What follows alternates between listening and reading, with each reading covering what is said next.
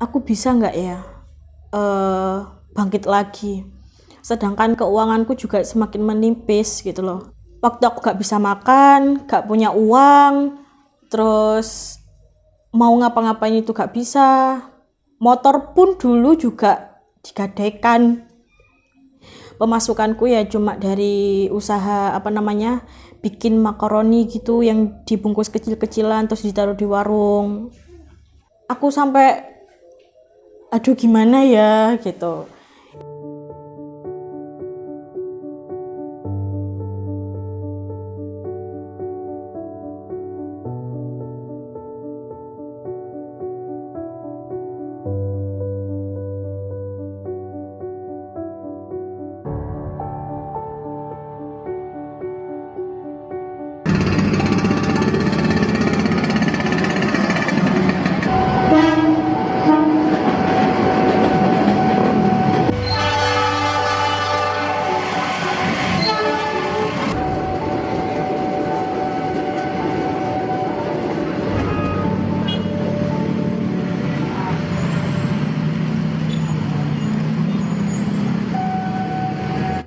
Assalamualaikum warahmatullahi wabarakatuh. Saya Putri Sevani Wulandari dan usaha saya sekarang bergerak di bidang jasa, lebih tepatnya perias pengantin.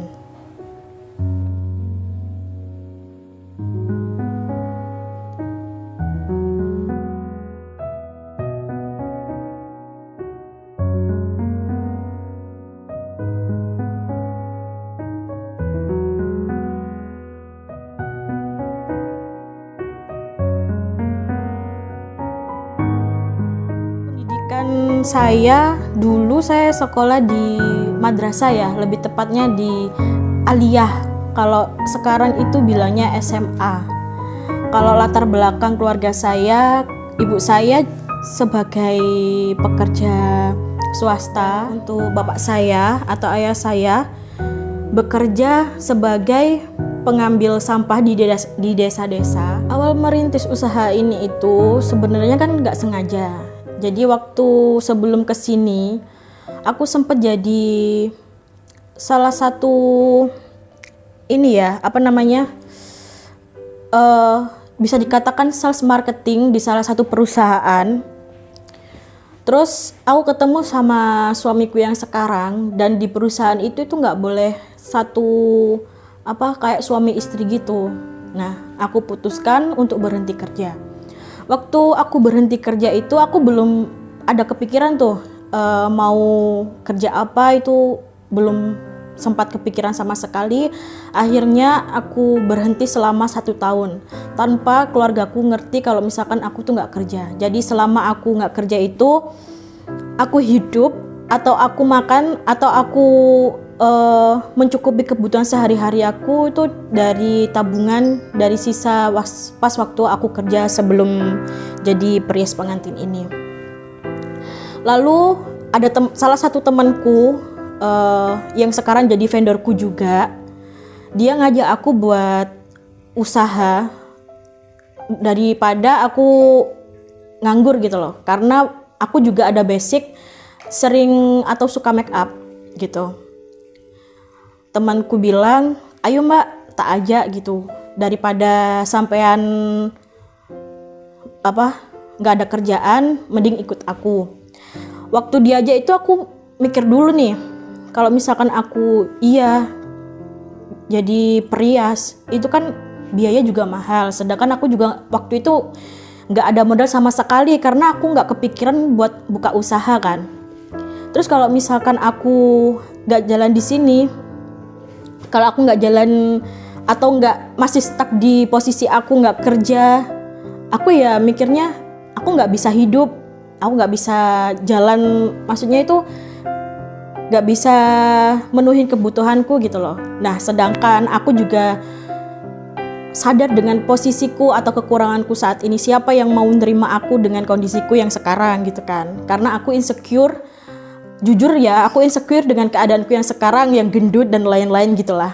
Sebenarnya itu kan nggak boleh insecure apa yang udah dikasih sama Tuhan ya. Cuman kan namanya juga manusia, pasti kan kita punya rasa kok aku seperti ini, kok mereka seperti itu sudah pasti. Akhirnya aku berpikir juga sebelumnya apa yang bisa aku kerjakan dengan kondisiku ini. Ternyata ada temen yang bantu, disaranin untuk jadi perias itu tadi. Ya sudah, aku oke. Alhasil aku nerima tawaran dia buat make up itu tadi. Oke, aku make up lah. Job pertama itu aku dapet make up buat photoshoot. Nah itu masih awal-awal itu, jadi aku try of error sendiri. Terus job kedua itu aku megang manten langsung tapi unduh mantu. Jadi resepsi yang cowoknya itu tadi.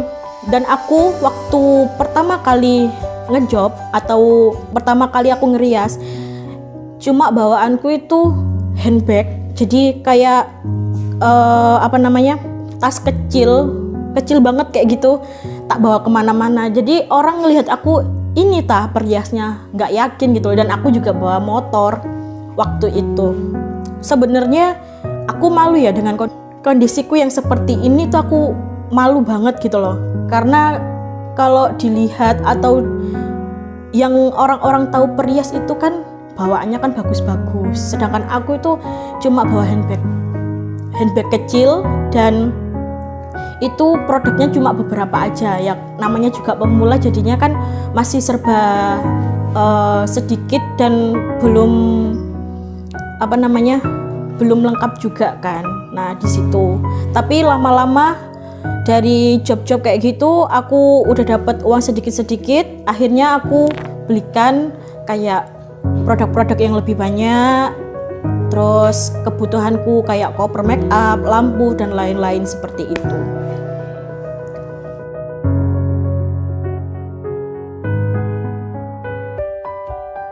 Saya tertarik di bidang usaha ini, itu yang pertama yang pasti uang ya. Karena di mana-mana itu pasti butuh itu semua. Terus yang kedua, pekerjaannya ini pun sesuai dengan hobiku.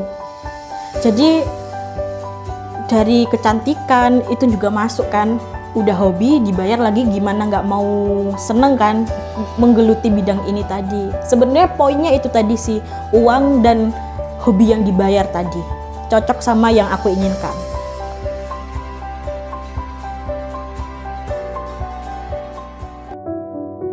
Pandemi itu kan masih tingkat banyak-banyaknya gitu ya, jadi kan dari segi hajatan itu nggak boleh.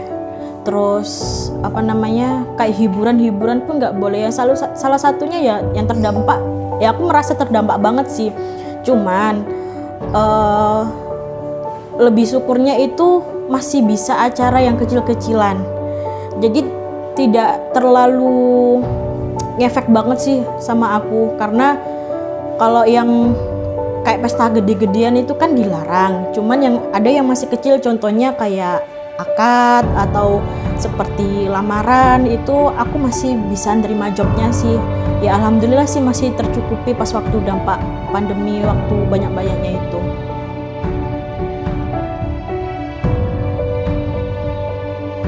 Ya mau gak mau aku juga pakai uang tabungan buat makan sehari-hari, karena menutupi dari pemasukan yang biasanya lebih dari sebelumnya itu sekarang berkurang. Ya pakainya ya uang tabungan itu tadi.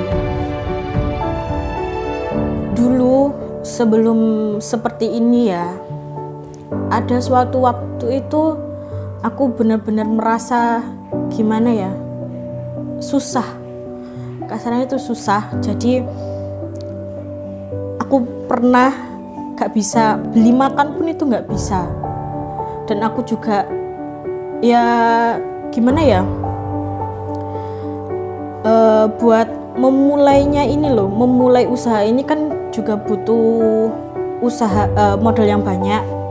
Nah aku itu waktu itu nggak punya modal sama sekali. Akhirnya aku pinjam ke salah satu temanku, terus tabunganku juga aku pakai, kan ngirit-ngirit di situ. Akhirnya aku inisiatif jualan makaroni. Jadi aku beli makaroni di salah satu penjual yang bahasanya itu bal-balan, jadi yang besar-besar kayak gitu. Aku beli terus aku bikin harga 500-an, tak taruh di warung-warung biar bisa makan gitu loh.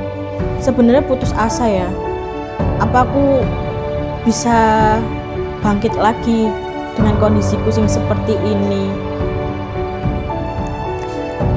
Pernah ngekos, cuman kan duitnya udah habis. Akhirnya aku mutusin untuk kontrak rumah. Nah, kontrak rumah itu murah banget karena sebelahnya juga di kandang bebek. Sempet putus asa banget gitu loh. Aku bisa nggak ya bangkit lagi? Sedangkan keuanganku juga semakin menipis gitu loh. Aku belum kerja, aku nggak ada pemasukan sama sekali. Pemasukanku ya cuma dari usaha bikin makaroni gitu yang dibungkus kecil-kecilan terus ditaruh di warung. Terus aku pernah kerja di luar kota. Hampir 1 tahun aku kerja di luar kota itu dengan keadaan benar-benar aku gimana ya, ya sulit banget lah. Sebelum sampai saat ini tuh aku masih keinget waktu kejadian itu, waktu aku gak bisa makan, gak punya uang, terus mau ngapa-ngapain itu gak bisa. Motor pun dulu juga digadaikan sampai ya nggak bisa ngapa-ngapain. Aku sampai aduh gimana ya gitu. Itu sih titik terendahku dulu sebelum sampai saat ini.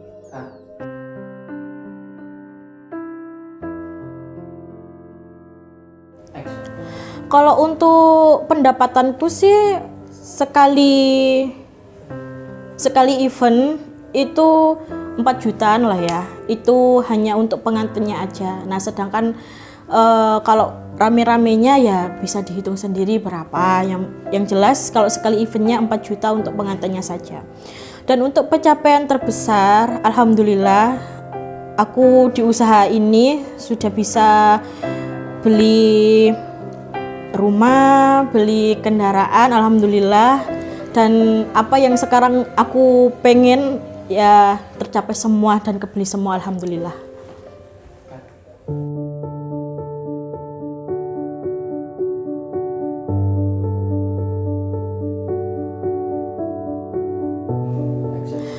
Yang jelas sih yang pertama itu orang tua ya. Pasti kita harus minta restunya ke orang tua, karena doa orang tua atau restu orang tua itu nomor 1. Terus sholat itu sudah pasti, karena itu juga kewajiban umat muslim. Dan semua sebenarnya kayak sholawat atau apa, ya apapun yang kita bisa itu diamalkan saja ya. Terus jangan lupa, terus yang paling penting itu sedekah. Yang pertama sih kita harus punya mimpi ya, karena di mana-mana itu apa yang kita inginkan kita harus tercapai gitu loh. Aku tipikal orang yang seperti itu. Kamu gak bisa seperti ini kalau kamu gak punya mimpi. Yang kedua itu disiplin. Kenapa? Orang yang udah disiplin pasti semua waktunya itu teratur. Ketiga itu optimis. Karena apapun mimpi kita, apapun keinginan kita, meskipun kita belum bisa mencapainya, kita itu harus optimis bisa menggapai itu semua.